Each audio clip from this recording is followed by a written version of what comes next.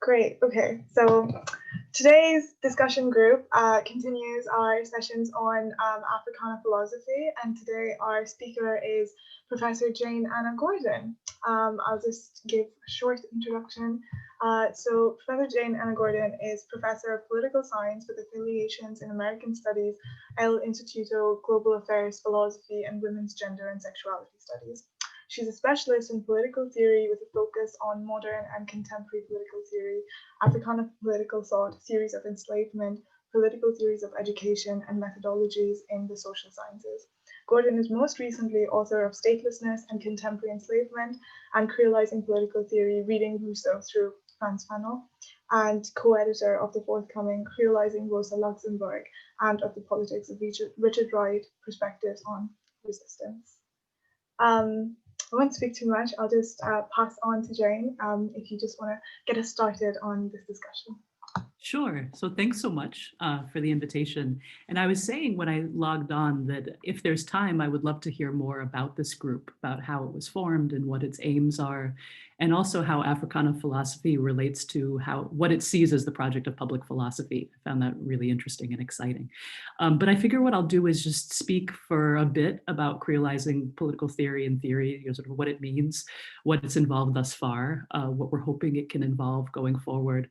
And then I'm happy to answer any questions and talk about any of it that you'd like. So as many of you may already know, the term Creole itself emerged in Iberian languages, so in Spanish and Portuguese languages around the 1500s, specifically to describe people whose blood was understood to be mixed in unprecedented ways. But it also came to describe food, languages, ways of growing food and organizing the physical terrain that were similarly seen as sort of surprising for the unprecedented way that they mixed the ways that they were undertaken and the people from whom those ways emerged. And what distinguished creolization from other more familiar forms of cultural mixture were a few things. The first was that it was seen to be radical in the intensity of the mixture and the speed at which it was done. But in many ways, and more significantly, what was more important was who it was whose contributions were being mixed. And specifically that the contributors to the process, to the byproducts of creolization were understood to be people on two different sides of the colonial divide, or those who were seen as full-fledged humans, pure being, and those whose human status was constantly being questioned. Right.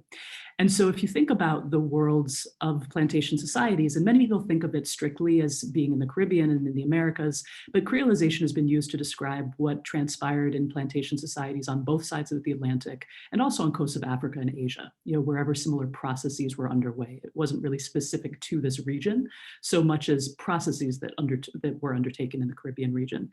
But so there's several things that the evidence of mixing that creolization suggested really contradicted, right? So the first was many people who talked about enslaved Africans and their descendants typically did so in two ways.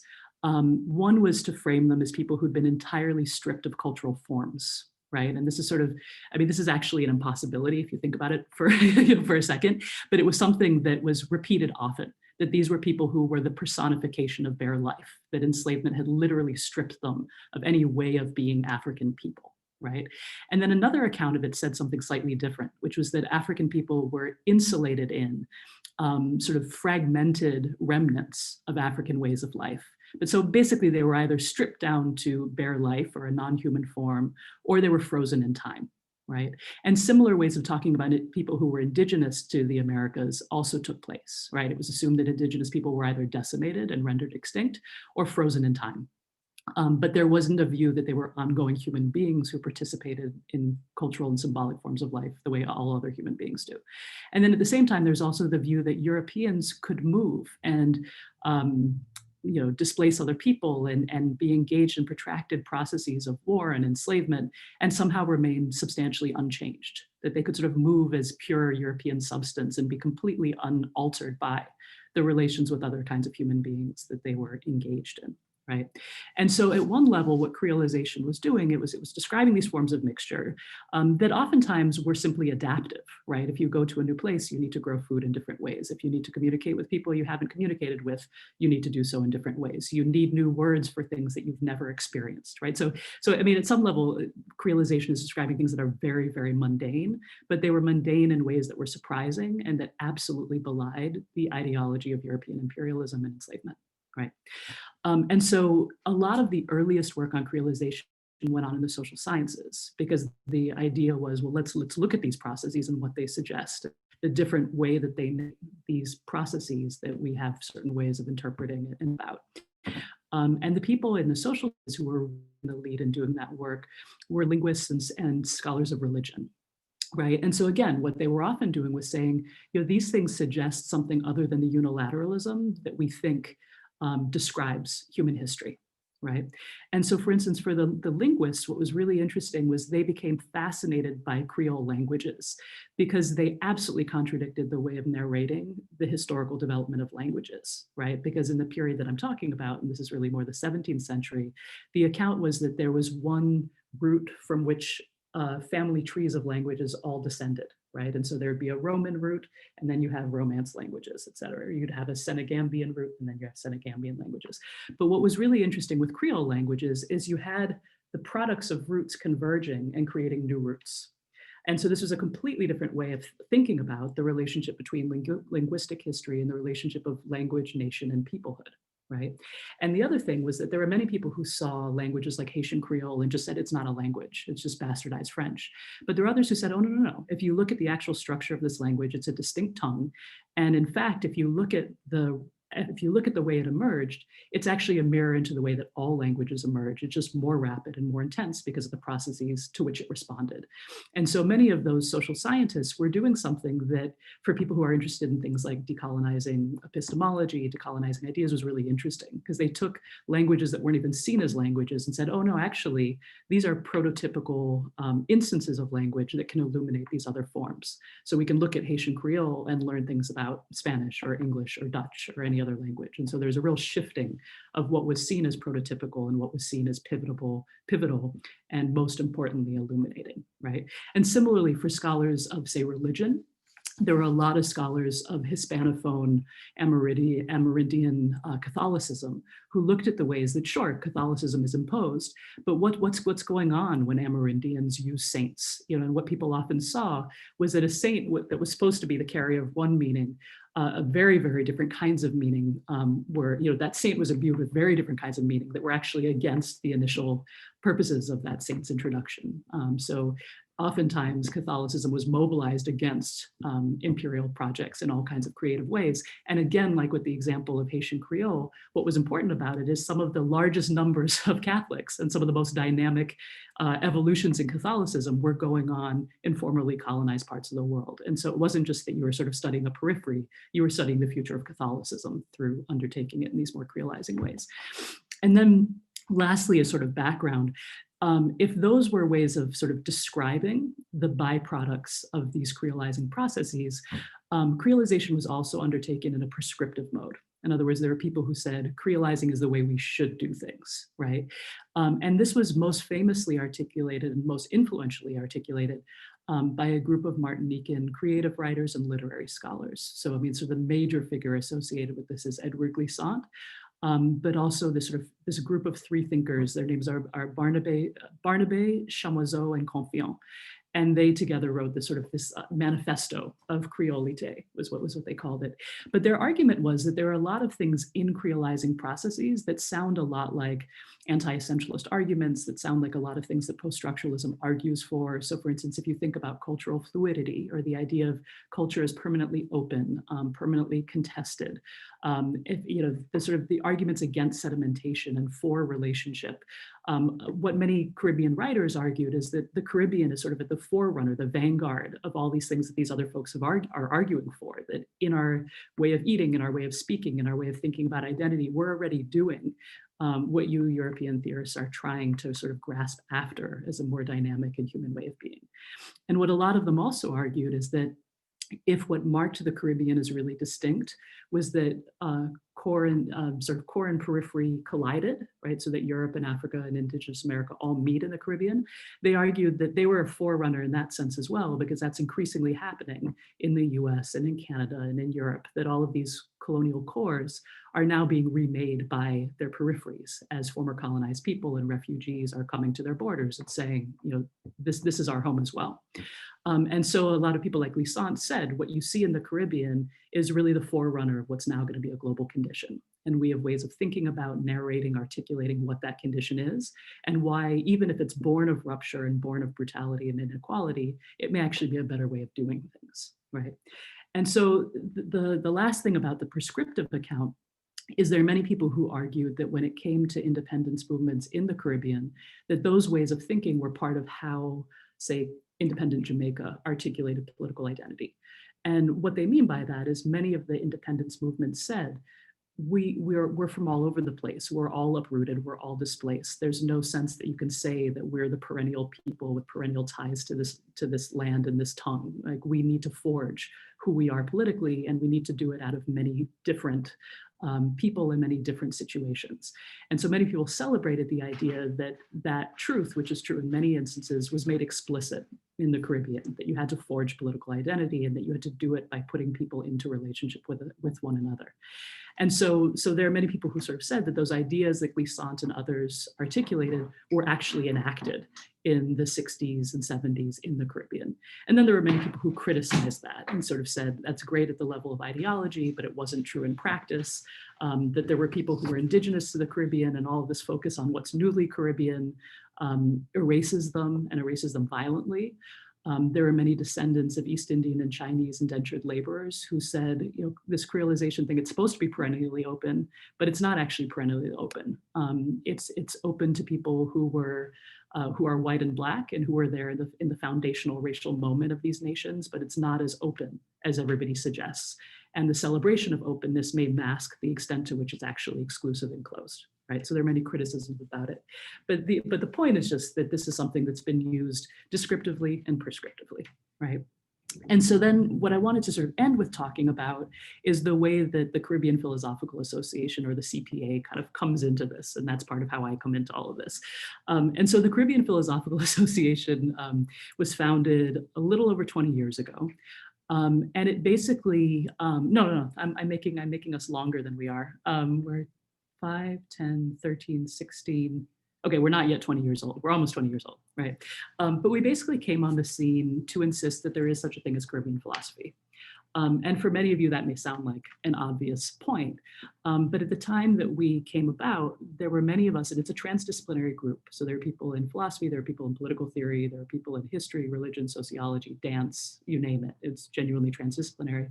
But people in it got tired of going to their professional associations and having to argue with their colleagues that there was such a thing as Caribbean philosophy. They basically said, let's talk to each other and actually do the work, rather than trying to convince people who are antipathetic to it. Right. And so we came on the scene, and the idea was to say there is Caribbean philosophy, let's just do it. Right. But there were a few kind of very concrete obstacles to doing that. Right. And it was those obstacles that we actually formed to address. Right. So the first was, I was describing all this stuff about creolization. Right. But what many people have observed, most importantly, Paget Henry, who's an Antiguan sociologist, social theorist, and philosopher, is that creolization happened unevenly in Caribbean societies. So in places that were associated with authority, reason, really authority and reason, they were the least creolized of all. It was in those places that Europeans and European descended people continued to try to have an exclusive monopoly. And so you see that mainly in politics, and you see it in things like philosophy and political thought. So for instance, in the Caribbean University, you see all kinds of Caribbean writers and intellectuals well represented in literature and music and dance and history, but not in philosophy and not in political thought, right? So if you went to Caribbean universities in the 1990s, it was as if you were in England or in Madrid or in Paris. The same curriculum would be taught completely unaffected, unchanged by the local environment. And the view was it should be unchanged by the, by the specific environment. And so part of what CPA did was we would have our conferences, these international conferences at these universities, where people would come from all over the globe doing work that they saw as Caribbean philosophy and Caribbean political thought. right? And so what we were basically saying to the Caribbean universities is these international people are people you respect, and they respect Caribbean ideas, so should you, right? And so our aim was very explicit. We were hoping that in demonstrating the richness of Caribbean philosophy, that the philosophy departments would create offerings in Caribbean philosophy and hire Caribbean and global Southern people to teach it. And we were very, very successful. So there were a lot of programs where there either wasn't philosophy or it was just English philosophy, where now Caribbean philosophy is taught. And what's interesting is sometimes it's taught by Caribbeans, it's often taught by East Indians, it's often taught by Africans. So it's really a global Southern presence in the Caribbean University. And then the other thing was that one of the things that we were arguing was that the absence of Caribbean philosophy was really a specific loss, not just because everybody has philosophy and that should be represented, but that there was a really distinctive way of doing Caribbean philosophy. So in other words, we argued that there were real models for doing Caribbean philosophy that were just sitting there waiting to be engaged, right? And so we were thinking especially of figures like Frantz Fanon or Aimé Césaire or Edouard Glissant. And our argument was that they were doing philosophy in a heavily creolized kind of way. And let me just explain what I mean by that. So if you look at a figure like Frantz Fanon, right, what's organizing his project is anti-colonialism and decolonizing the psyche, the political world, the economy, et cetera. And so that project organizes and galvanizes his endeavor. But he brings to that endeavor a whole variety of resources, right? I mean, he's trained in the history of philosophy, so Hegel and Marx are there. He's trained as a psychiatrist and he's doing pioneering work in psychoanalysis. And so Freud and Jung and all those folks are also there. But so are all kinds of other forms of reasoning, whether it's drawn from popular culture, whether it's drawn from music, whether it's drawn from myth, whether it's drawn insights from his own lived experience. And they're interwoven in a way that's novel and unpredictable, right? And yet it's highly effective. And the same goes for a figure like W.E.B. Du Bois in the United States. Similarly, there's an extent to which they say that the projects they're undertaken can't be achieved effectively using existing disciplinary templates, that they need to sort of do this in other kinds of ways and ways that reflect a fuller range of resources produced by a range of people, but also different modes and kinds of reasoning. So for instance, with Du Bois, he's a pioneering figure in the creation of US sociology, but he also always draws on poetry and kinds of lyricism that just don't exist in social scientific fields as they're mainly done, right? And so that was sort of, so our undertaking in the Caribbean was to sort of put pressure on the creation of philosophy programs and to say they're rich resource for doing so. And then lastly, because I realize I'm getting close to the 30-minute mark, the other things that we really wanted to do was one of the arguments that I've always made is you can't just argue for new ideas, you need to create institutional homes for them. And so when I became president of the CPA, I also worked with the then very new Rowman and Littlefield International, which is based in London, to create 2 book series. And one is called Creolising the Canon, and the other is called Global Critical Caribbean Thought, right? And they're both engaged in the kind of work that I'm speaking about, but I'll talk a little bit more about the first because it's sort of more obviously relevant. And so the project with Creolising the Canon is really sort of threefold. The first is to take figures who everybody typically has to encounter because they are canonical in the way that the Western Academy teaches philosophy or political thought, right? So they're figures like Rousseau or Hegel or Sartre, or you can go on and on. And what interested us is the way that those figures aren't simply studied in the Global South, but they're also critically revisited, refashioned, and remade. So for instance, whether or not one likes Hegel, he and his ideas and his racism have had outsized impact globally. And what that means is there have always been global Southern figures who are grappling with Hegel, not because Hegel is the man or because he's a European figure with lots of authority, but because he grappled with some of the central questions of the human condition. And the view is he contributed to them in certain ways and his discussions of them were really limited in certain ways. And so when people took him up and argued with him, there were really important products of that weren't simply the application of Hegel, but actually the renovation or remaking or refashioning of Hegel. And so part of our argument is if you're going to study these canonical figures, also look at the really creative ways that they were remade by global Southern interlocutors, that when we look at their intellectual genealogy, the global Southern part should be studied as part of that genealogy. The other argument we made is that canon should be understood as plural, right? So in other words, we always say the canon, but the truth is for any political project or intellectual project, there's a set of resources that really do make sense to call indispensable. You know, they help us to conceptualize what it is that we're doing. They give us terms, they give us language. And so one of our arguments was that canon should be understood as plural, right? And so for different projects, different figures will emerge as canonical. And so one of the things that we're doing in Crealizing the Canon is bringing figures in who aren't typically considered canonical, but who we think should be.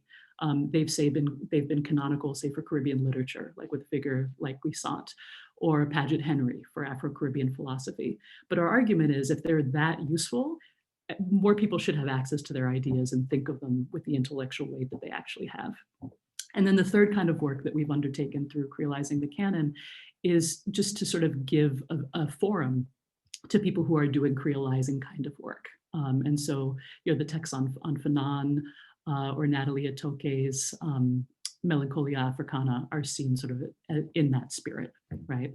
And then lastly, you know, many people would say, and would say rightfully, that creolizing, when it's transpired in the Caribbean or on the coast of Africa or Asia, it was never an aim, right? It's simply naming something that took place. And so while somebody like Glissant may celebrate it as representing a counter logic, how do you actually deliberately undertake it in the kinds of ways that we're doing, right?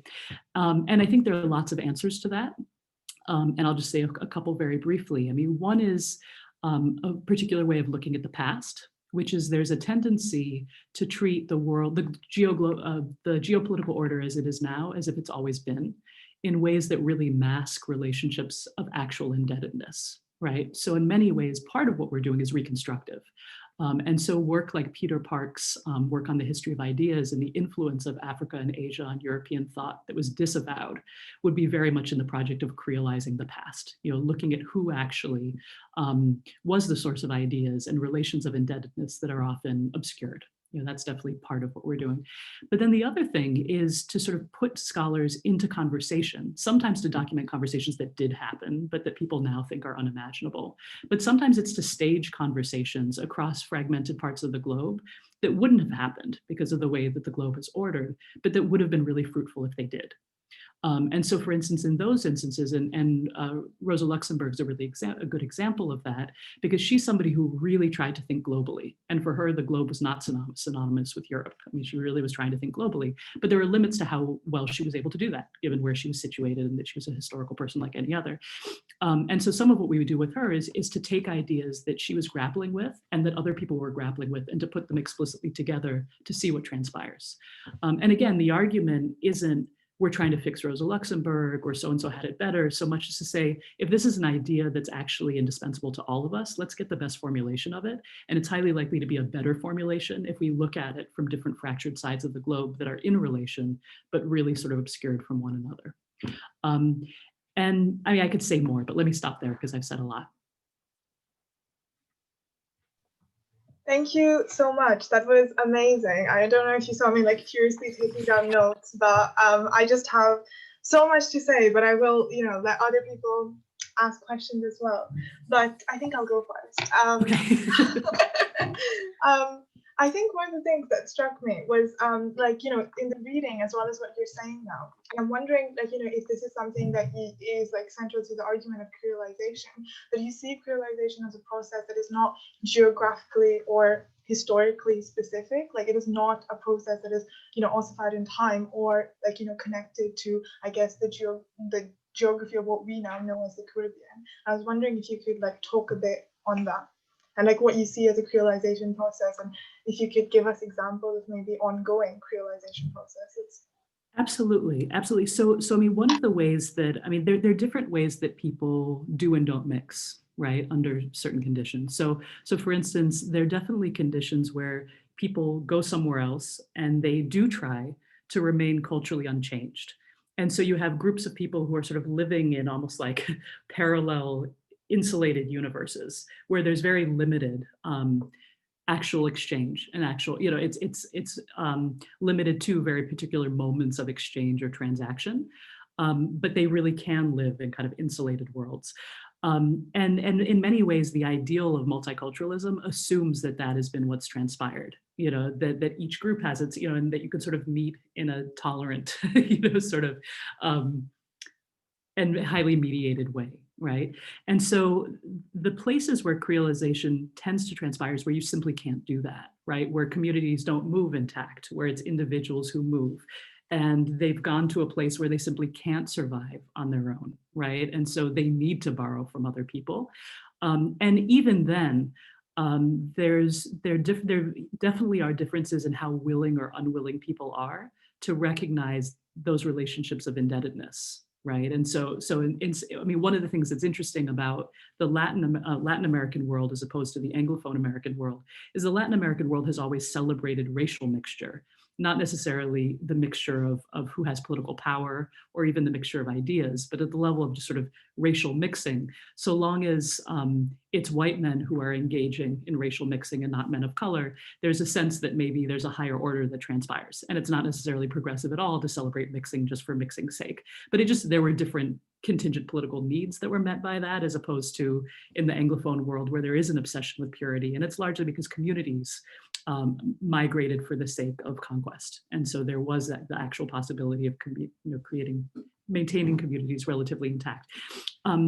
But that said, I mean, creolization, it isn't even limited to the Euro-modern period. So there are people who've described the Roman colonies, the colonies of the Roman Empire, as creolizing, because there was a sense in which Roman colonies didn't remain radically culturally distinct from the Romans or the Romans from the people they were colonizing, right? And so it's not only a concept that travels spatially, but also temporally. So there are many people who have said it's very, very difficult to carry out the project of empire without creolization, as much as people might like to. But the extent of it and the scope of it does tend to vary. But in terms of places where creolization is ongoing, I would say most global cities are incredibly creolizing places, right? And again, I've often said that there's a real difference between sort of the cosmopolitans, who tend to be sort of the global elite, who travel among one another and have much more mediated relations to the rest of the universe, whereas people who migrate for work, because they need to migrate for work, almost always land up living in heavily creolizing communities, because the truth is being able to set up exclusive boundaries around oneself and one's family and one's life is a very expensive thing that requires a lot of cultural capital and other forms of capital. And so if you lack that, you often end up living in communities where you have to borrow, you have to exchange, and where you're remade by and with one another. And you often also see this in working class public schools. I think often about, say, the way my own kids speak, right? That it's not only a Spanglish, but there's also sort of Portuguese words thrown in and Cambodian words, because it's kids playing and trying to understand the world in and with each other.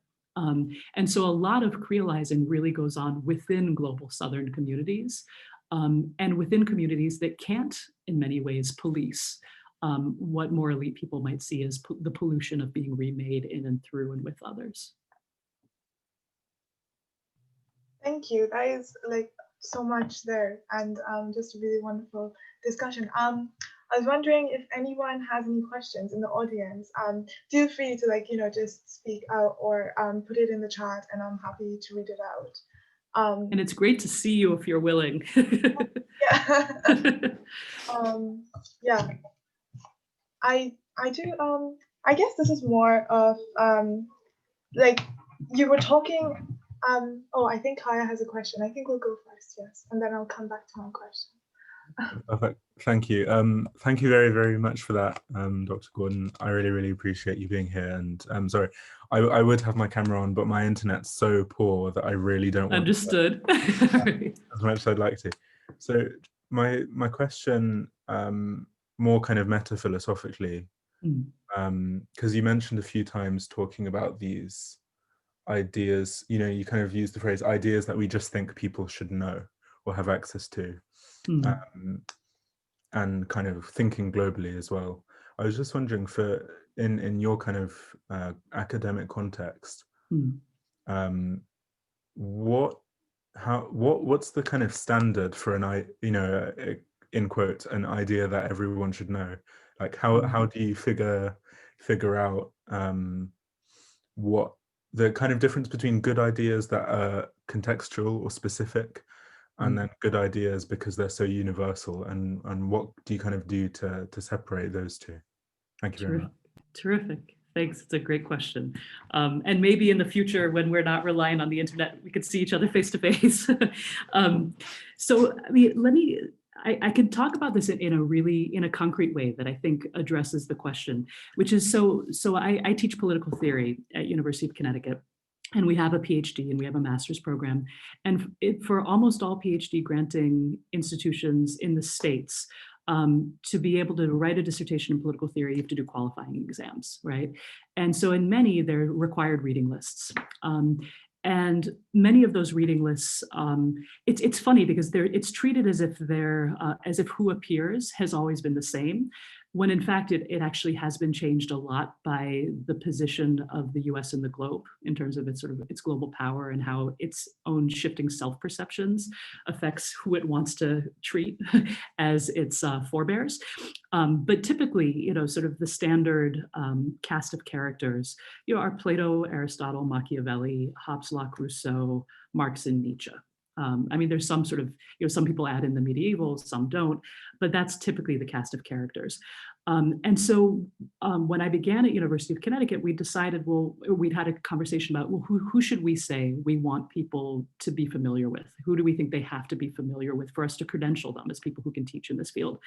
And we looked at a lot of different lists, many of which were sort of variations on the same, and decided that while we wanted our students to know who those figures were, just because that's sort of it's expected that you're conversant in them, almost as a kind of condition of membership, that we wanted to ask a different question, which was to say, for the political theory work that we want to do, both historical and constructive, who do we consider indispensable? Like, who can't we think without? And we each came up with a list of 35 figures. And they were ones on whom we really are reliant, right? And reliant in the sense that the way that we grasp certain phenomena in the world is really through the language they offered or through the conceptualization they offered. And then what we did was we looked at our lists of 35, because we each do very different kinds of political theory, and saw where they overlapped.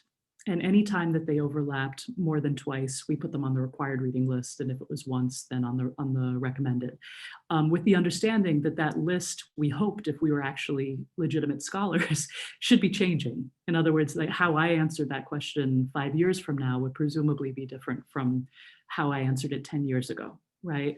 And we explained that to the students, how it had been constructed. And we figured, if we had found these to be that valuable, maybe they would as well, but we were open to changes. And they're things that we've chucked off the list because we thought they were remnants of kind of outmoded training and weren't sufficiently reflective of the questions that we're all trying to think about now. And so I say that just as sort of an example of a different way of thinking about that question, which is, who can't you see the world without? And some of that is about hegemony, right? So for instance, it's very hard to see the US political terrain without Locke because people invoke him so readily. And similarly, it's hard to see it without Hobbes because a lot of how people think about power is very Hobbesian. But at the same time, for many of us who are interested in the globe, we couldn't think without Frantz Fanon, right, say. So that's sort of one way of thinking about it. But the other is to say, and so in other words, so an idea that somebody should know would presumably be one that would help them to see more rather than less, either because of just the kind of outsized influence of something or for the sake of challenging those things in the service of something else. But even then, it's hopefully there's a combination of sort of political and historical sedimentation and also openness that also has to be reflected. So there are folks who it's highly unlikely you're going to get to chuck out, but there are others who you really can. And just sort of as an example, there was an absolute obsession for about a 10-year period with the figure of Carl Schmitt. And in many ways, because he was very useful for addressing things that both the right and the left hated about liberalism. And so there was all this talk about it, but at the same time, there were real limitations to his account, and we've sort of already come upon those limitations. And so while for a period to just understand what was going on in a lot of academic political theory, you had to read him, I don't even think that's true anymore. I mean, it's more interesting why he was fascinating a decade ago than he is interesting in his own right. But the other thing I would say in terms of ideas that are useful because of the ways that they speak in very illuminating ways to specific contexts versus ideas that are more universal. I mean, one of the things that we actually were doing with the Creolising the Canon series was to sort of muddy that distinction and that divide a little bit. So for instance, with a figure like Hegel, one of the things that we wanted to say is it was less that Hegel had grasped something genuinely universal in ways that transcended his time. It was to say what he was grasping after, which was the pursuit of freedom and the way that pursuits of freedom move history forward. That project and aspiration is universal, but in many ways, the limitations of Hegel were that he was a historical person. So he could only think that idea, as brilliant as he was, within his space and time, even as he was trying to push beyond it. And the thing about thinking within the Germany of that period was it was a world that wanted to be insulated, right? It wanted to dominate the world, but control the terms, all of the terms. And that was reflected in his thinking and many other people's thinking. I mean, it did produce this bizarre combination of brilliance and parochialism that's reflected in his conceptions of freedom.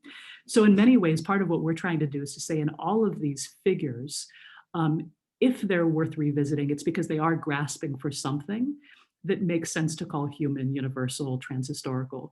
But even so, they're going to do it in ways that always reflect their time and spaces. And that's as true of European thinkers as it is of Jamaican figures or South Asian figures, that is what it is to be a thinking human being. Perfect. Thank you so much for that. Sure. We have several questions in the chat, but I'll just read them out. So Alice Hank asked, how does one bring to light the boundaries that are made invisible by the conceptual and otherwise outlined modes of our discourse? If you need to refer back to the question, it is in the chat, I think. Oh, sure. But yeah. Do you want, the other thing we could do too is, because I'm just keeping track of the time, do you want to raise all of the questions just so they can all be part of the discussion? Well, you know. Or would you rather go one by one? Either's fine. Well, I mean, whatever is more convenient for you, but just for, you know, like the discussion groups are meant to be like up until like 5:30. So like. Oh, okay. Oh, good. Oh, so we have more time than I thought. Okay, good. So invisible boundaries.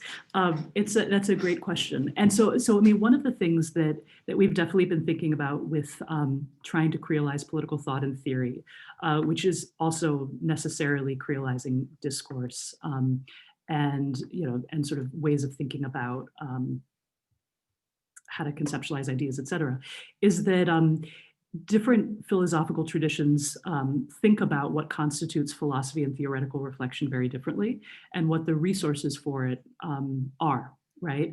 And so in many ways, one of the big things that people always said when they wanted to argue that there wasn't Caribbean philosophy was to say, yeah, there was rich philosophical literature and rich philosophical, there's rich Caribbean literature and rich Caribbean music and rich Caribbean religion, but it wasn't philosophical.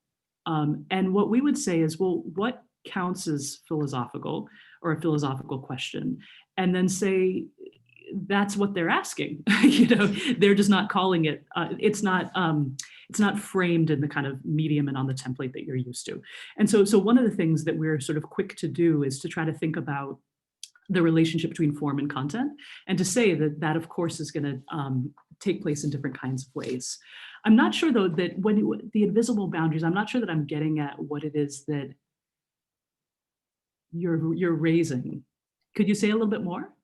Yeah, I don't mind. Oh, sorry. I don't mind clarifying. I think it often, so I said conceptual and otherwise, and I think that ties into it. So I think students perhaps here encounter it a fair bit, and it's perhaps got to do as well where people say, okay, two strands. So I studied Buddhist philosophy, and I find that it could be spoken a lot about in terms of philosophy that I've counted, say, in the Black radical tradition as well, as being transformative, and that comes up as well in typical canonized like Wittgensteinian philosophy of language. And so there would be an intersection point, but those things are the kind of things that you can't say directly, but they somehow transform your understanding. But I think that can be applied, and is in the Black radical tradition, to political philosophy, but they're things that you can't show with the tools that you already have to hand, because those things have already been excluded from discourse or from recognition. So about how do we, and they're not just conceptual, they might tie into different modes of how we live, but all that is involved in how we do philosophy in institutions. And so I'm reading about different strategies, because it's not like you're transforming reason in some kind of like linear way where it supersedes some past understanding. So I'm reading about modes, and it tied very much into the question you were just answering in the end. So I think it's perhaps just a continuation of that. Terrific. No, thank you for the clarification. It helps a lot. And it reminds me when I first began teaching the history of political thought, I didn't want to teach the sort of the standard march from Plato to Nietzsche. And so started to try to teach myself a lot of things that I hadn't been taught. And that involved, a whole variety of things, but I was thinking about how I had wanted to introduce and include East Asian thought written in Arabic, and basically to challenge the view of the Dark Ages, the medieval Dark Ages. The Dark Ages for Europe was a booming, dynamic period in other parts of the globe, and I wanted to show that. But it was interesting that the places in the academy to which I had to turn to try to learn about those texts was religion, right? Because the view was, if you were raising certain kinds of ethical concerns in a non-Christian mode, that was religion, not philosophy. Right. And so one of the things that I began to think about were other versions of that, other instances, because this often happened when there were Black philosophers in the US Academy. Rather than hiring them in philosophy departments, they were almost always hired in religion departments. And part of it was because their way of doing philosophy drew deeply on the Christian tradition. Because in the Christian tradition, you could talk about normative concerns and ethical concerns, as well as other kinds of concerns, very seamlessly. But it was also a way of trying to say that shouldn't transform how we do philosophy, right? And so, for instance, Cornell West has more often been in religion departments than philosophy ones. My husband, Lewis Gordon, was hired in a religion department, not a philosophy department, because their idea was, if you're going to do that political and spiritual stuff, do it there. That's not how we do this stuff.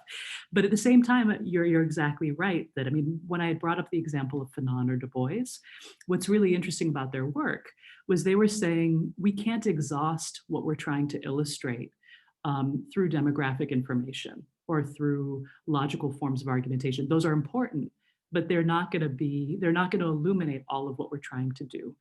And so, for instance, the way that somebody like Du Bois, when he was talking about the post-Reconstruction period and the effort to cut short the challenge to remake US society into a democracy rather than a plantation society, he began every chapter with a line from a spiritual, a slave spiritual. And his point was that not only that you could literally hum them and thereby hear and bring to the conversation, registers of sound that were otherwise absent, but that in the chords and in the ways that an idea was expressed were kernels of other ways of knowing and thinking and experiencing that even he, Du Bois, couldn't fully integrate, that he would try to duplicate and try to sort of bring into things, but he needed it as the frame, right, to bring sufficient gravity, to cross generation, to cross political situation, to cross lines of formal education versus its absence. He wanted that to be the frame, And it's interesting because you do see it very much in the Black radical tradition, but you also often see it even in like a figure like Weber, Max Weber. It's interesting that when he was trying to talk about the iron cage of rationalized European society, he couldn't express that only with Euromodern tools. And so he too would turn to poetry in certain moments, and he had a spiritual crisis. That's part of why he's writing about the Protestant ethic and the spirit of capitalism, was he was saying that you can't actually undo these things only using their tools. But they did think that you could use those tools, but surround them with these other kinds of resources that brought out their usefulness, but also their limitations. And so one of the things that is interesting, I think, with creolizing is we don't say, chuck out all that stuff. You simply don't read Hegel, don't read Rosa. The point is to say they were doing something useful, but we've exaggerated its scope and its breadth and its usefulness. And the same goes for Wittgensteinian conceptions of philosophy. They have their usefulness. The mistake we make is asking them to do more than they can do. And it's there that we need these other kinds of resources that you were speaking about. And I think, one of the ways that we help, because I know that when I began in political theory, I didn't study political theories in undergrad. I studied history and education and Latin American history and Judaic studies. And one of the reasons why was when I entered into philosophy and political theory spaces, there was just so much that was so wrong about just sort of how they talked about reality that I didn't even know where to begin. And so, but at the same time, I realized that what I loved in those other domains were political theoretical questions. So I tried to figure out, so I didn't want to sort of, so part of me felt like that shouldn't be off limits just because the way that it's being done now is so terrible. And so part of what was useful was to say, but Fanon's doing political theory and that's breathtaking, or Rosa Luxembourg was doing political theory, even if that wasn't what she would call it. And to look for these other kinds of models for how to really do the work in ways that aren't more bankrupt and limited. Thank you. Sure. Okay, so Izzy asked that I've seen you've written on statelessness. Do you think there's a relationship between creolization, identity formation, which is not bound to a singular space territory, and then the creation of a sense of nationhood? Yes, definitely. Thank you for asking that question. Because I had all these friends who said, Jane, you've been talking about this creolizing stuff all the time. Why are you writing about statelessness and contemporary slavery now? And the argument that I made was because I was trying to bring a creolizing frame to thinking about them. So I really appreciate your question. So let me give you my little spiel on statelessness and how it relates to what you're saying. And I'm sorry to keep including the autobiographical, but I thought it might be helpful because I sort of didn't land up where I am on purpose. I thought that philosophy was a colonized space and that political science was the terrain of the CIA and had no intention of landing up here. And yet I love philosophy and I love politics. And so here I am. And thank God for the CPA, because otherwise I probably wouldn't be here. So part of why I'm saying all this is I think one of the most important things that I would emphasize is the necessity to do institution building work. To make these kinds of communities the kind of places where we can find intellectual homes, which is what I see, it seems like this group is doing. So with statelessness, when I had just finished my PhD, I had a friend who was organizing a global conference on statelessness, and he had asked different individual specialists on different instances of statelessness to come and speak, because most people who work on statelessness look at specific examples of it, often because they're trying to help people who are facing statelessness in very specific places. And to do that, you need to know the kind of the lay of the land in microscopic detail. To be useful, you need to know the kind of the specific and international law that's of relevance there. And he'd asked me to come because I just finished my PhD and sort of offer some kind of overarching framework that might help to put the individual cases into relationship with one another. And so the standard way that you talk about statelessness in political theory is through the lens of World War II, right? And through figures like Hannah Arendt, and through examples of people who were pushed out of nation states with nowhere else to go. And that is a really important example of statelessness. It's one that's all too frequent today. But I was also really interested in the earlier, in instances of statelessness that preceded and followed that, where people were actually made stateless by being forcibly incorporated into a state. And so I was interested in the early instances of that in Europe, where there were all these semi-sovereign territories that didn't want to be incorporated into what became France or what became England or what became Spain, and yet they were. And a lot of those people to this day see themselves as nations without states.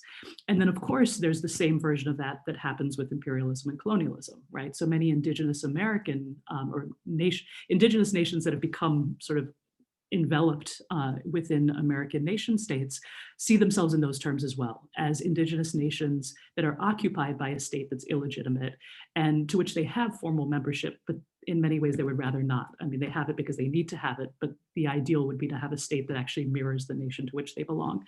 And then there's a third mode, I think, of statelessness, which is where you have citizenship in a state, but its value is so eroded that it's just not worth that much, right? And so a lot of kind of what's gone on under neoliberal governance from the 1990s onwards has been that, sort of that what you actually get, the goods that you have access to through membership are less and less and less. And that has everything to do with who is now a citizen and what it is that we actually seek and want.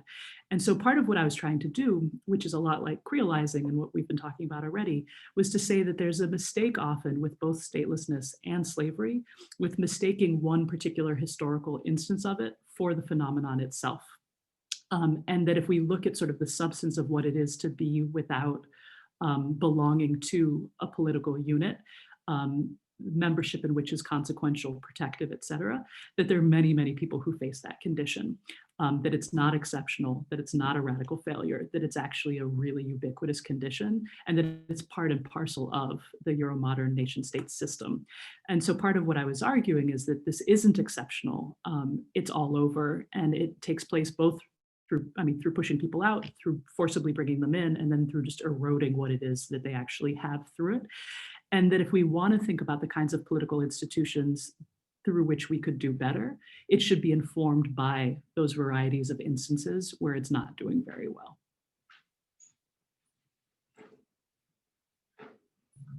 Okay, I think Catherine has a question.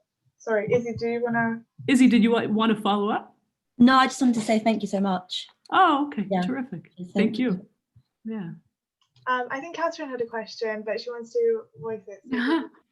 Even better. Good. Yeah, I don't know, maybe too many essays I'm writing and it's hard to type, but I guess I was as someone even and I won't get into my undergraduate dissertation right now on fragmentation and kind of at the intersection of poetry, kind of plays and philosophy. There was so much in your theoretical framework that I found applicable to my own work and really theoretically inspiring. And, you know, when that happens, there's kind of this urge to want to almost adopt or appropriate what you've learned, what I've learned now from Crealization. And so I was wondering how you kind of toe the line between expanding and applying frameworks that maybe began in specific context to your own work that may not directly pertain to it, because, you know, there's always the fear of watering it down too much in the way that I'm trying to think, like, you know, queering something now has become almost comedic at times just because of how widely it's applied. So I'm just wondering if you could speak to that, because at the same time I'm looking to embrace cross-cultural modes of theorizing and thinking. So yeah, thank you so much. Sure, terrific. So, so the first thing I would say is, if you haven't already, definitely check out the work of Césaire and Fanon and René Ménil, just because there's such rich examples of deeply philosophical work that's also draws on poetry, and all of them were also playwrights. And so it's interesting. Somebody like Fanon, before he undertook his psychological work, was writing plays, because it was part of how he actually thought through a lot of the theories and concepts he was trying to work through, because his whole point was that what colonization did was to destroy human relations. And so he was interested in, how do you actually create and build more human relations? How do you humanize relations? And it wasn't enough to think about them in isolation, right? He wanted to actually sort of try to enact them literally through theatrical, through drawing up theatrical circumstances. And it's interesting even that when a lot of his writings for which he's famous, he actually dictated them to other people who wrote them down, because he wanted to maintain the kind of oral communicative quality of speech. He didn't want it to be collapsed into the mode of the written word. So even there, he was sort of trying to push up against form. But your question is a great one, and one that I kind of love wrestling with, to be completely honest, because my background is in history, and I've always been very kind of concerned about the flattening of historical distinctiveness in a lot of philosophy and theory. So I'm the type of person where, when I'm writing out something that's a more theoretical claim, I sort of start scrolling through lots of different examples to see whether I'm doing them injustice. And I think that makes my thinking better, right? So for instance, even with the statelessness example, I was trying to say something more abstract, but having spent a decade reading about all of these different instances of what it looked like, so that I wasn't shortchanging any of them in this kind of more general formulation. And there are a lot of arguments about whether creolization can and should travel. right? So there are obviously people who think that it can, as I gave in the Roman example. I mean, there have been people who've used that formulation for a very long time in a whole variety of contexts. I mean, the idea that it's only Caribbean is a very new one, and one that doesn't actually reflect kind of the history of its use.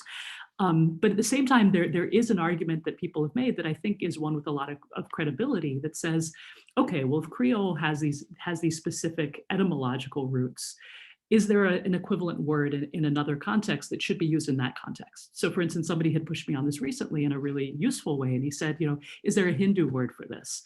And I said, there may well be if it describes this process, because what was interesting was the word that the person suggested was not the right one. It was syncretization, where the idea was more really about unilateral assimilation than creolization. So I said, if there's a word that would describe the influence on a Brahmin by a Dalit person that's absolutely irrefutable and yet would typically be disavowed, if there's a word for that, that would be a word to use for creolizing, and that would be awesome.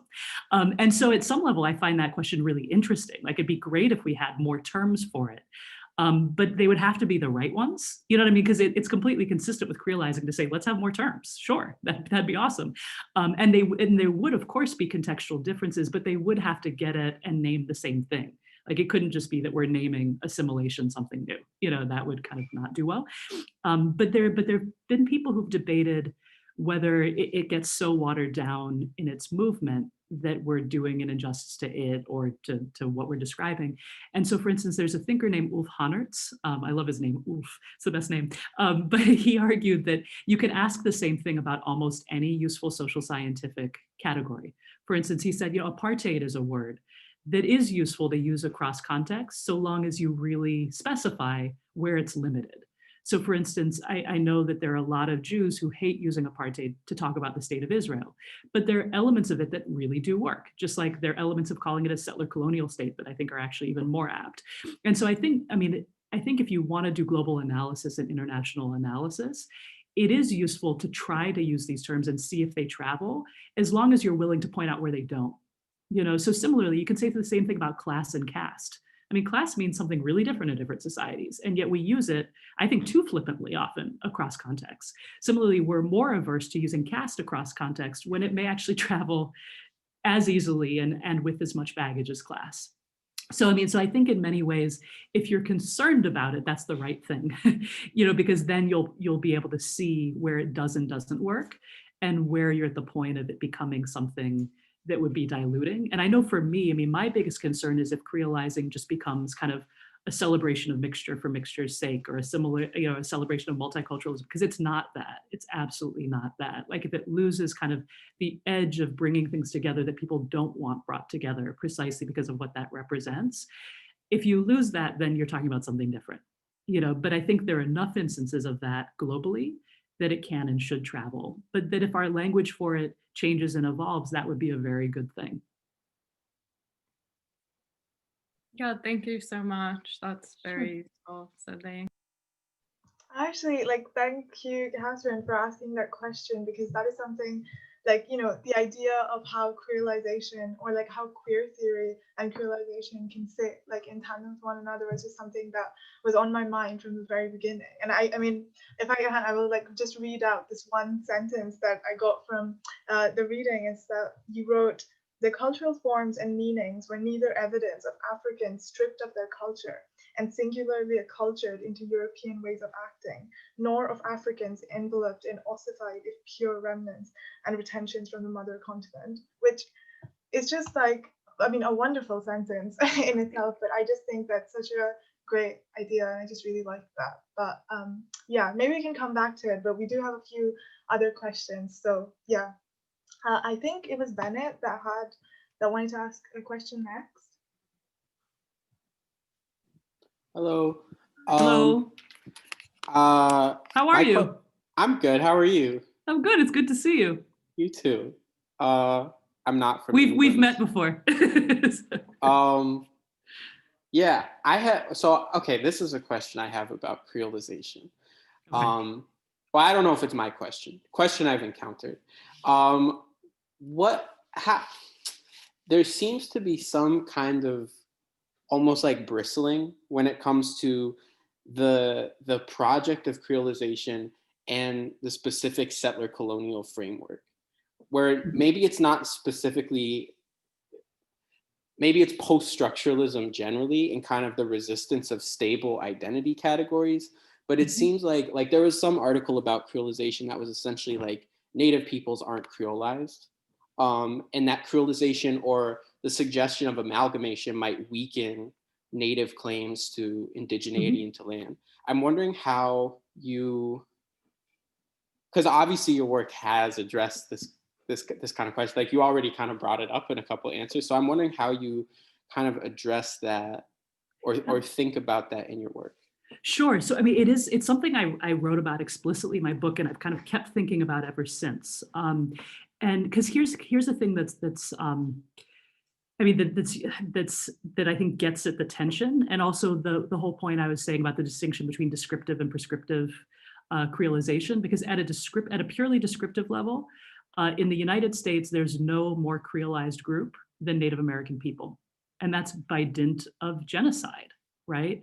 Indigenous people who continue to exist because they mixed with other people, whether or not they wanted to, right?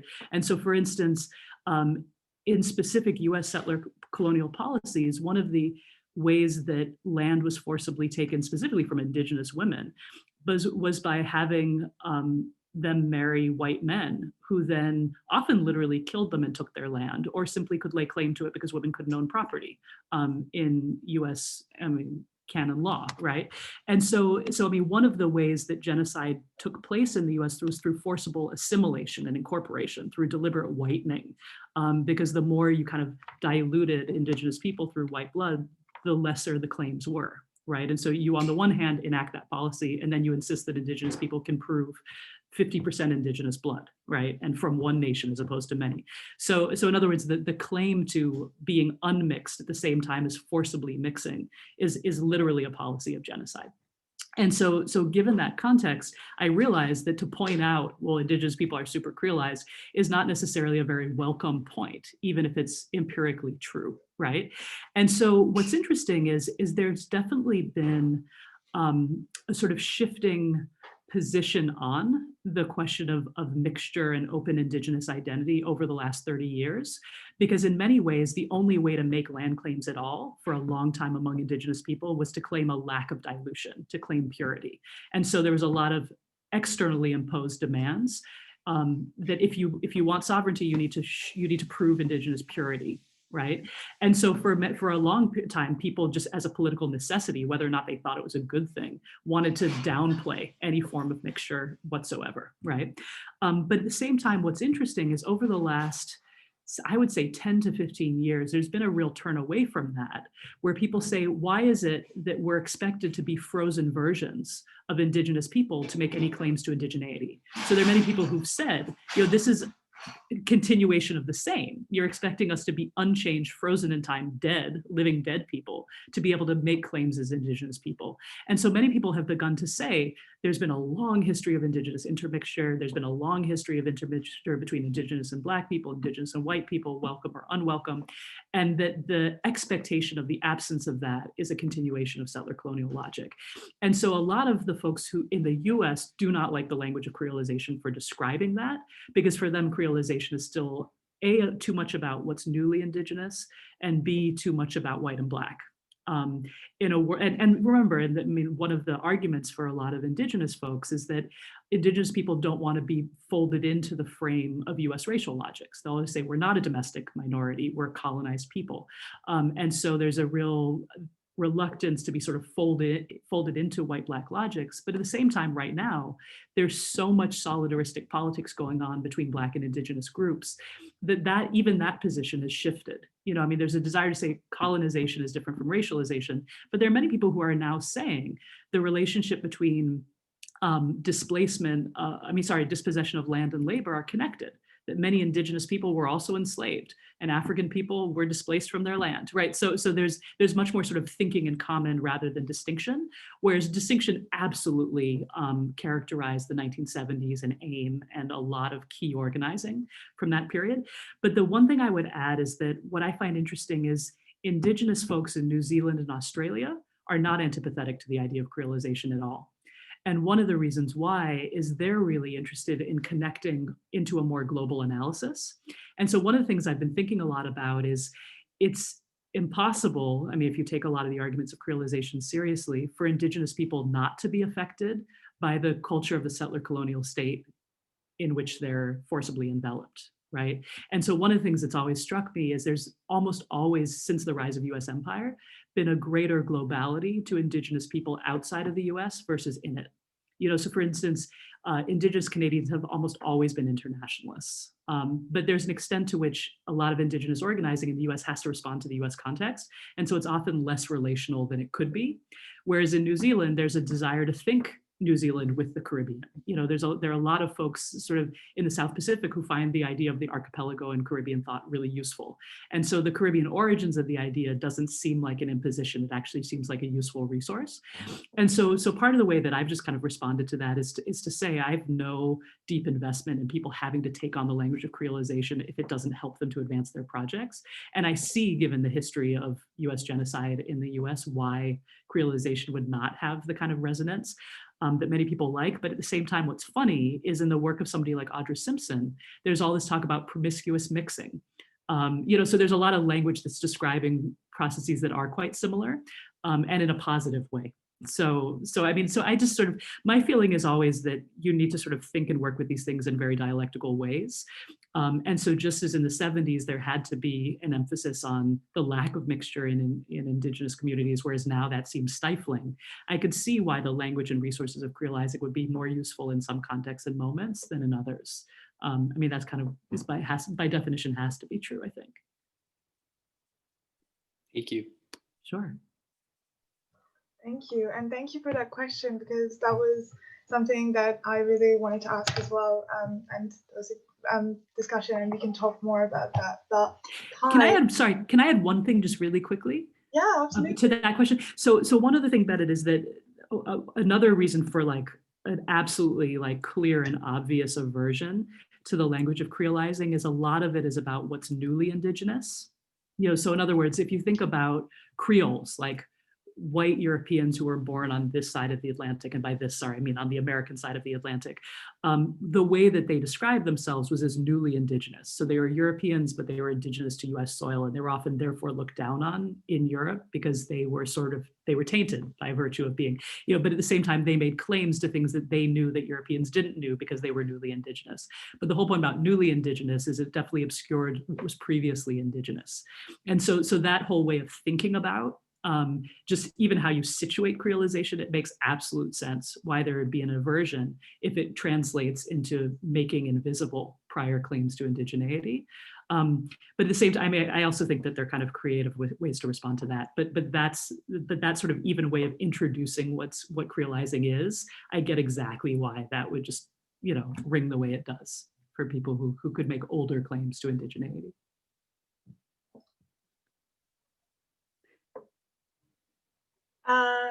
So I think Kai has to go, but yeah, so, but like she did have a question, but since this is being recorded, she said she'll look back on it to hear your answer. But okay. I'll just read out the question. She said that she's fascinated by the idea of staging conversations that couldn't have happened. How do you go about staging them? She's thinking abstractly about how we might do this in podcast interviews. And then I think she goes on to say, in asking about staging imaginary conversations, I'm especially interested in how that happens. Is it an interaction between scholars of different areas? Is it re-articulating ideas from one tradition using methods and concepts from another, or, you know, any other ideas you might have? Sure, terrific. It's a great question. And there are lots of ways to answer. So, I mean, I was thinking, I started doing this assignment recently in my grad class, but I'm going to start doing it in my undergrad class as well, which is sort of a version of this. It's not actually what I was thinking about when I was saying that earlier, but it's an interesting, I think, example, which is, so I taught this class called Historical Women Political Thinkers, where we began in the 1400s, we ended in the 1960s, and it was global and very varied in terms of the political orientations of the women we read. But at the ending of the class, I asked each of the students to write a letter to one of the figures. So whichever figure it was who they found themselves continuing to think about after we had finished reading them. And I said that they may continue to think about the person because they think that they're really wrong, or they think that they're really right, or they think that their answer is very partial. But then the idea was to write to them as if they could actually receive an answer. And so they were writing across time to somebody who wouldn't actually read their letter, but it was in the spirit of thinking about what genuinely intergenerational conversation and debate is like. Because that's in many ways, I think that there's a tendency when we read canonical figures to either reify or reject them rather than to actually be in conversation with them. And so I found the kind of the model of writing that you do in a letter enabled them to draw on kind of the academic training they had and to engage in argumentation, but also to write as if they were actually interested in having a relationship with that person and actually with communicating with them. And that required explaining who they were and why they were doing this exercise and all these kinds of things. And so that, I mean, that's an interesting kind of conversation that couldn't have happened, though at one level, one person speaks and then the other person speaks and it doesn't go back and forth. But the other way that we've done that is, I'll give the example of the Crealizing Rosa Luxembourg book, just of a specific chapter in it.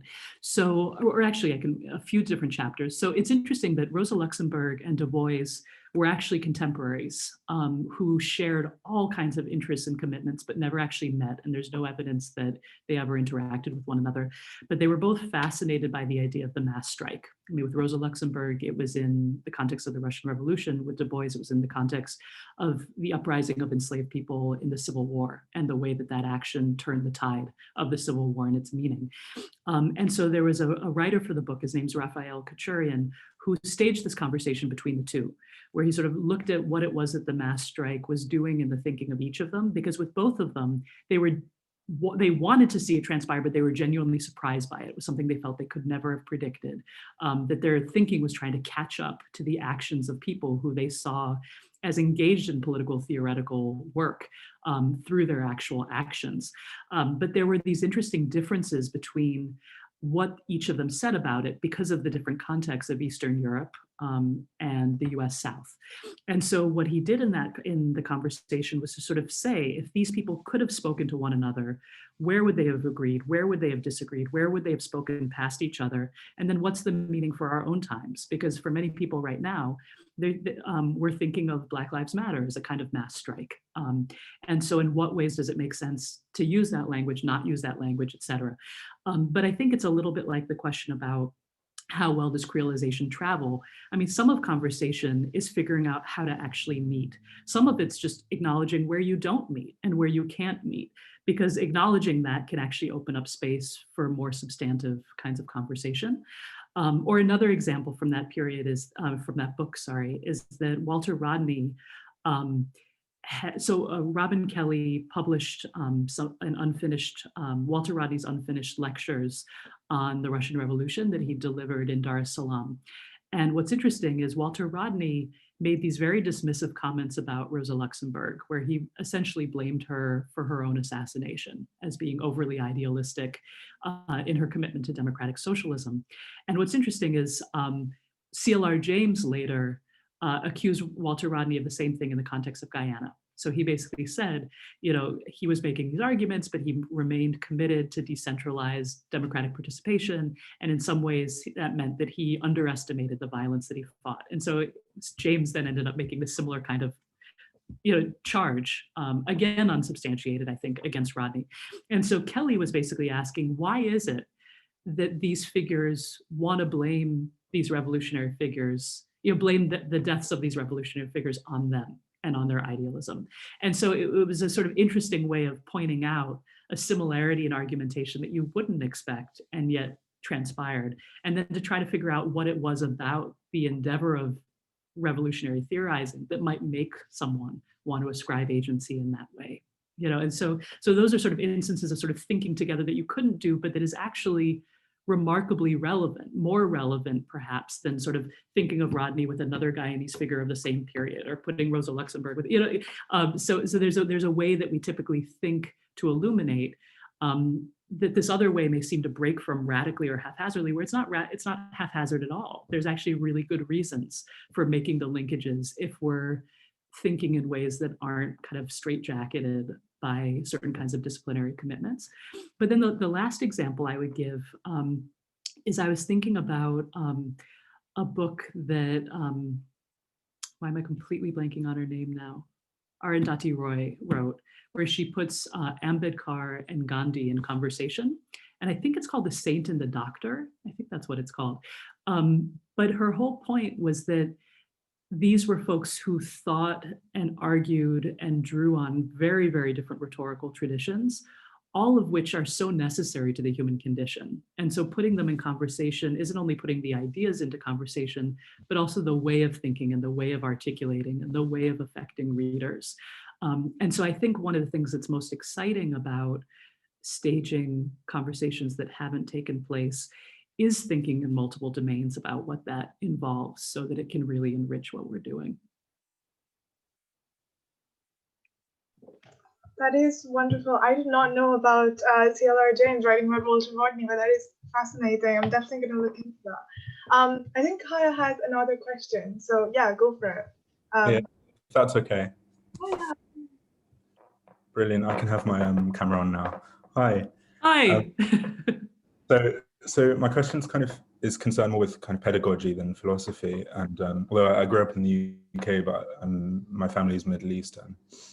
And like something I found, and I know lots of Tibetans where I live as well, and something I found in both cases, I don't know whether this applies in the Caribbean, is that poetry and philosophy are kind of cultural things that are taken for granted. And it's very normal to be interested in poetry if you're Persian or something. And in fact, a lot of people often get told, you know, oh, stop just quoting poets all the time. It's lower class, like the equivalent of kind of basing your life off Coronation Street or some, you know, some sitcom.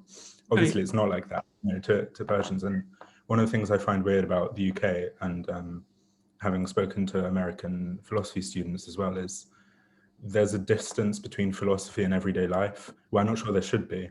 And like all the examples you brought up, Luxembourg, Du Bois, Fanon, all so engaged, so concerned with the universal and the everyday and action, you know, especially Fanon. Yeah. And I kind of wonder how, obviously academic philosophy is valuable for its own sake, but how might we kind of follow in the footsteps of these philosophers in avoiding the trap of creating a unnecessary gap, and in fact a gap that a lot of people, just by virtue of where they're born or how much money they have, can't access in our philosophizing, in our kind of academic space. Yeah. It's a terrific question. Thanks.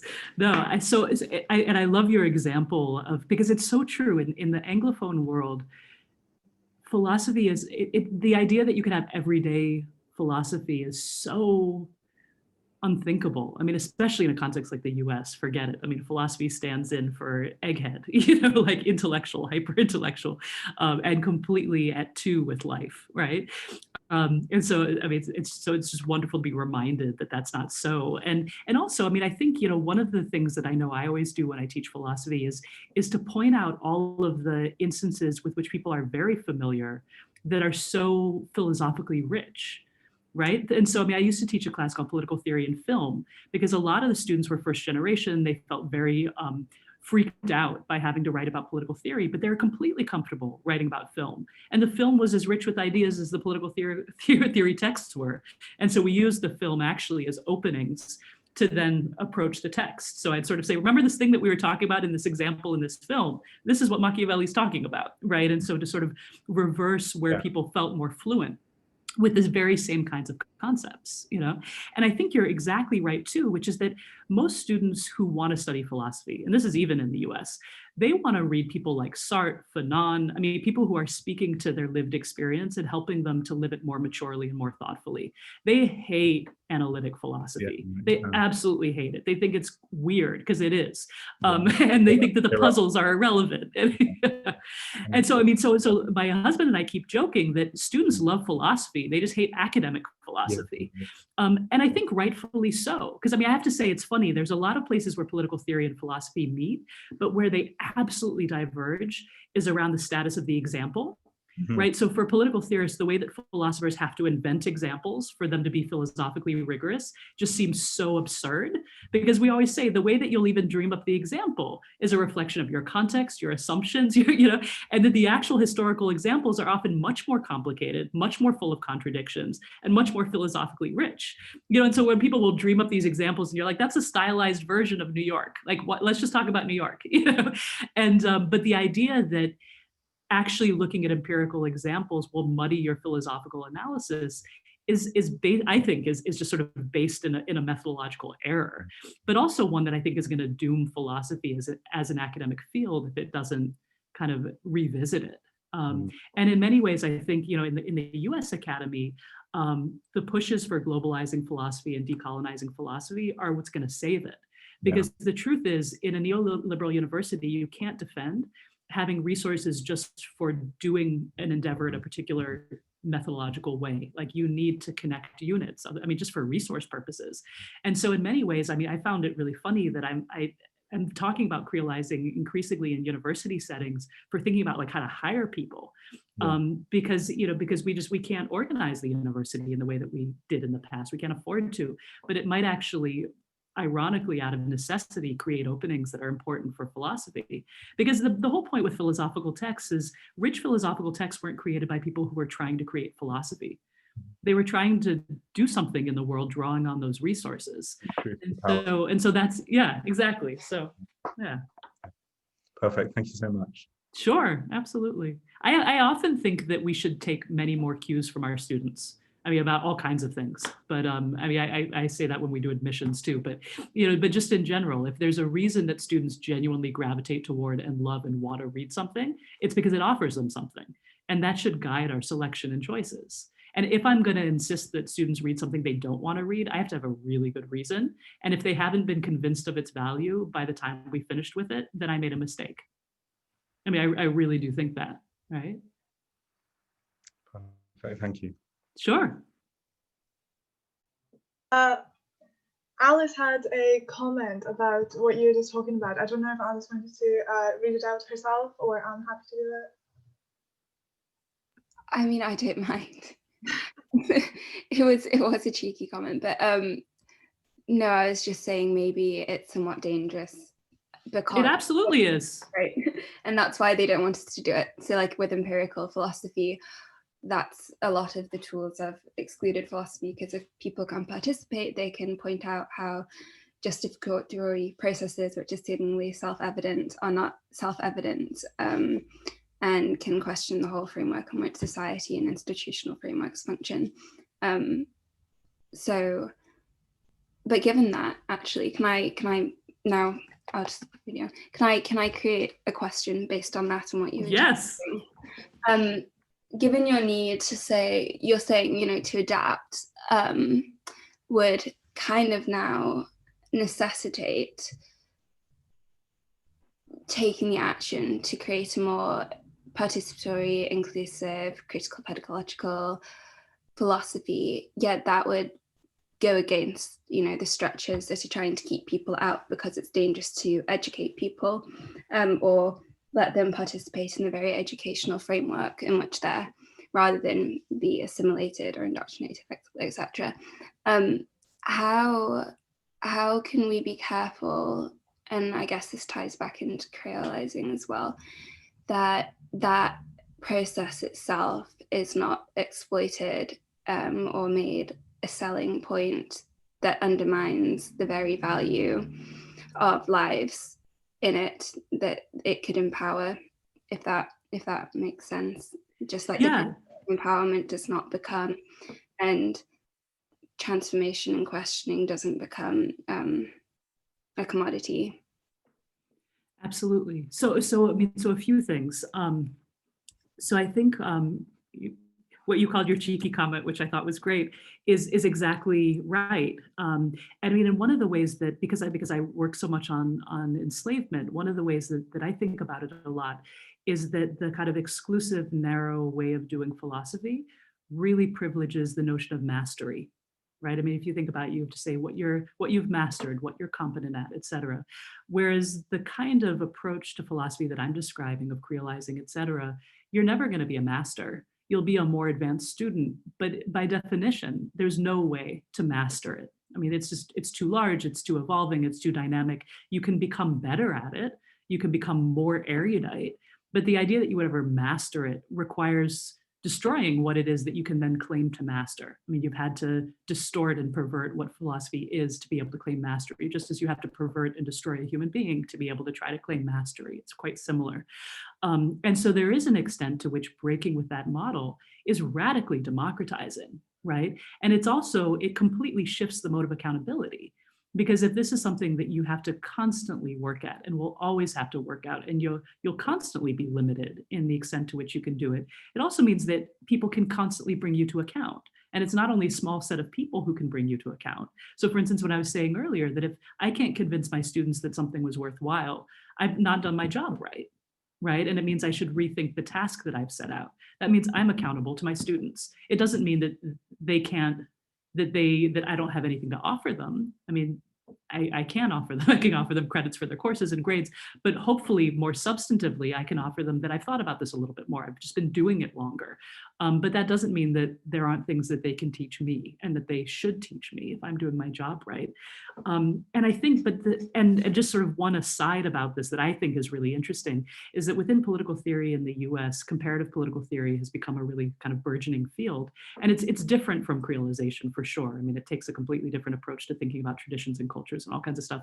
But one of the things I find really interesting about it is that immigrant graduate students are at a very real advantage in doing comparative political theory over US students, because US students are allowed to be monolingual and considered educated, whereas immigrants often are quadrilingual. And so when it comes to the question of being able to read with fluency in other languages, that's part of who they are. That's part of what they've had to be able to do simply to be where they are. And so there's this interesting kind of irony and inversion where the requirements of the task are ones that actually empower a different set of people than the people who are used to being able to monopolize the terrain. So it's an interesting aside, I think. But in terms of what you're describing, it's constantly at risk of being instrumentalized and commodified. That's kind of the name of the game whenever you open things up. But I do think that you can still make distinctions, right? And I'll just sort of illustrate this last point through a very specific example, which is of Afropessimism in the United States. Because it's really gained traction, it's become incredibly popular, and there are insights in it that are clearly right? I mean, the pessimism about racial liberation that drives Afropessimism is accurate, right? There's ample reason. I mean, look at the unfolding election results right now. Even if Biden squeezes out a win, the very fact that it's squeezed out is evidence of reasons for a profound pessimism, right? But at the same time, and this isn't true of all Afropessimists, but many Afropessimists really are commodifying political radicalism. And I say that because many Afropessimists are at very elite institutions. They argue against institution building that requires collective and shared endeavor. They're often used against solidaristic modes of thinking and organizing. And yet, because they are always able to sort of out-radicalize any challenge, it seems like they're isolated because they're speaking truth that other people are not taking seriously. And it's very, very difficult to point that out and make that criticism unless you sort of know who they are and what they're saying and what they don't do, et cetera, because a lot of what they're saying is really right. And it sounds really right. But when you begin to realize that it's being used to fracture, say, coalitional politics in South Africa, or to fractionalize African and indigenous solidarity in the US, you can begin to see how it is that talking about politics in certain ways can be commodified. And so I think you can't shut out, there's nothing you can do to shut out that possibility, except to be on the alert for it and to realize why it is that it's a limitation and why it is that it's an obstacle so that you can try to do better. Because the truth is commodification is still zero sum. Only some people can sell their wares and be hired in certain places, right? And so in the end, what's interesting about the commodified version is it again collapses into a form of exclusion just through different grounds. So rather than the technique doing the excluding, it's the who gets the job or who gets the publishing contract or who gets the, but what gives it away is the zero sum quality of it, which goes against the kind of democratizing that you were describing.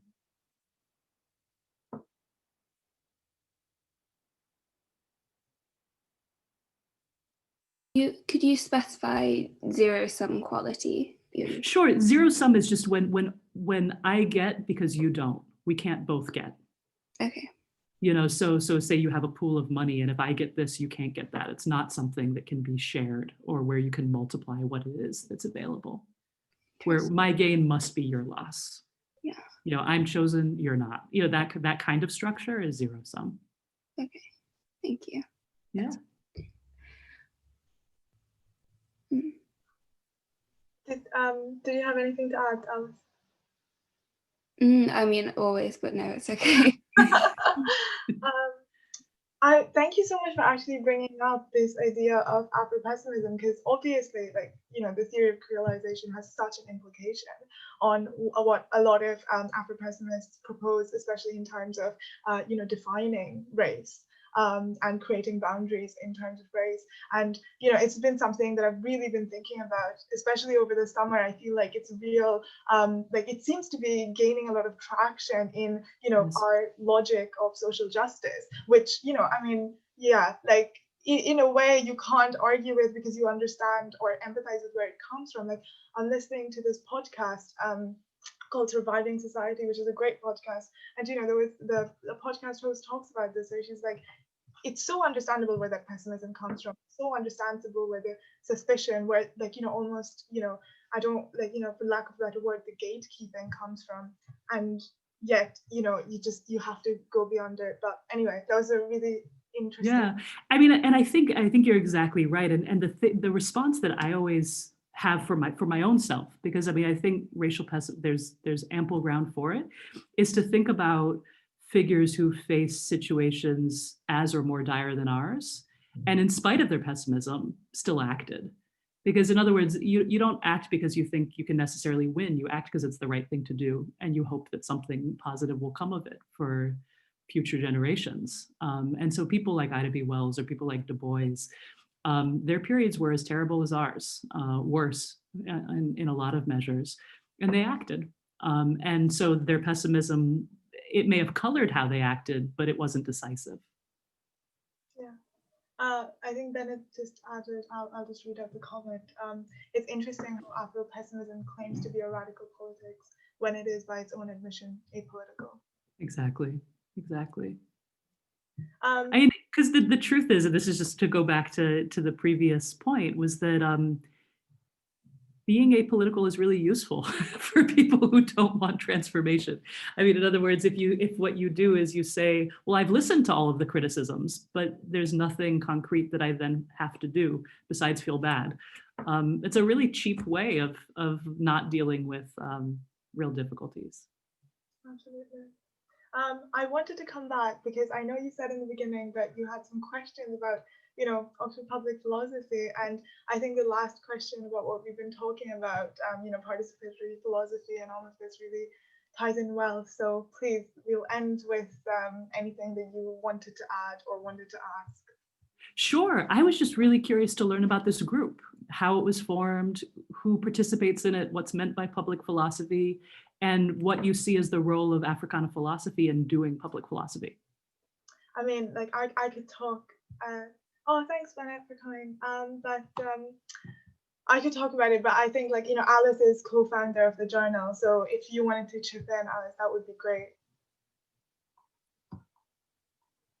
You can start if you want, or I can start, I don't mind. But I don't want to, part of it would be like, I don't want to speak on behalf of everyone because it's meant to be a non-hierarchical group. But I mean, like, honestly, all I have to say about, like, this space is that, like, it's been enormously important in me learning about so many different ideas, but especially as a history student. I mean, as a discipline, I think we're all, you know, historians very suspicious of theoretical frameworks, and we want to talk, you know, I think there's a real desire to see history as a science, and I really struggle with that because I, like, have loved philosophy and theory since I've been about 15 years old, and I think this space has been enormously important for me, but I think, like, in terms of public philosophy, I just think Alice is very well articulate in you know, talking about it, so please.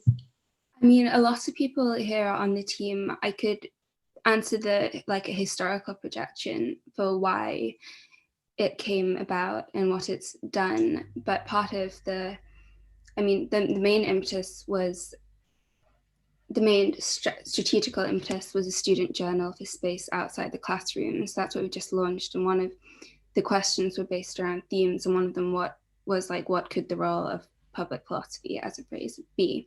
And so we didn't want to answer that because it's come to coalesce a lot around critical pedagogy, and the use of, and how philosophy can reflect on its own methodological presumptions. But this is very much from our own, rooted in our own experience as students at Oxford, and the philosophy we've encountered here and how it's been taught, in the like specific structural limitations of the undergraduate degree here, being narrow, but not just that. Quite literally, the college system has benefits and negatives, but specifically to philosophy, like it's split up through all the joint honours schools, which is, philosophy is always paired with another discipline, which could be positive, but what it means is that we're very broken up and people don't get to talk much, and with the high workload and people going home during the breaks, they don't get to discuss philosophy outside the classroom.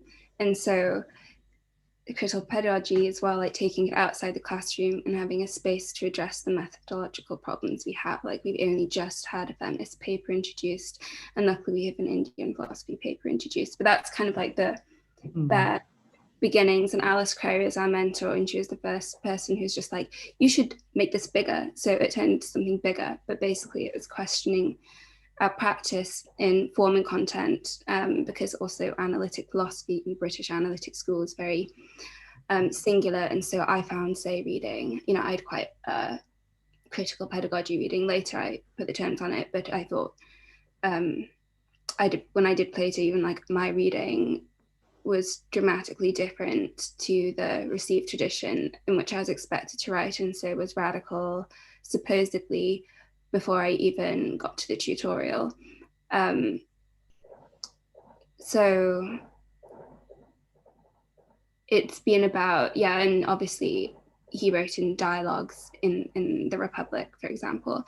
And so, and I study Indian philosophy, the rights and verse. So it's about being transgressive and crossing disciplinary lines and questioning. Like I started off doing social philosophy in America before I came here, and just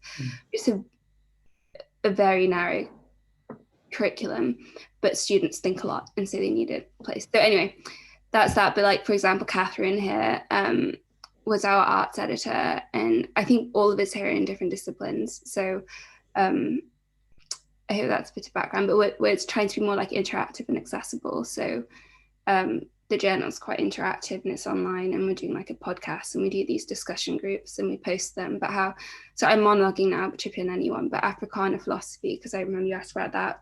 So the first question was very much like, issue was about starting where we are, but a lot of people involved, like me, do non-Western philosophies, but obviously Western is kind of a construct, and it excludes a lot of people who are even within the construct that doesn't exist of the West.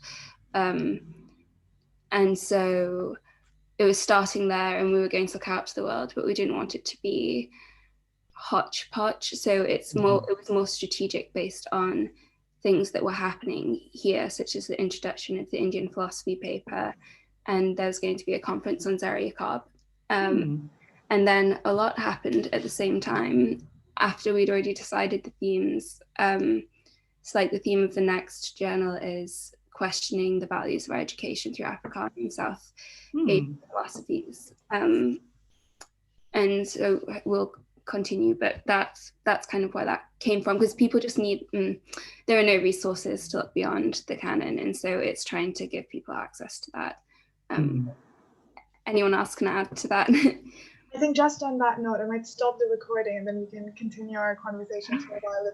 Anyway, if Jane, you're all right to stick around, but yeah. Right.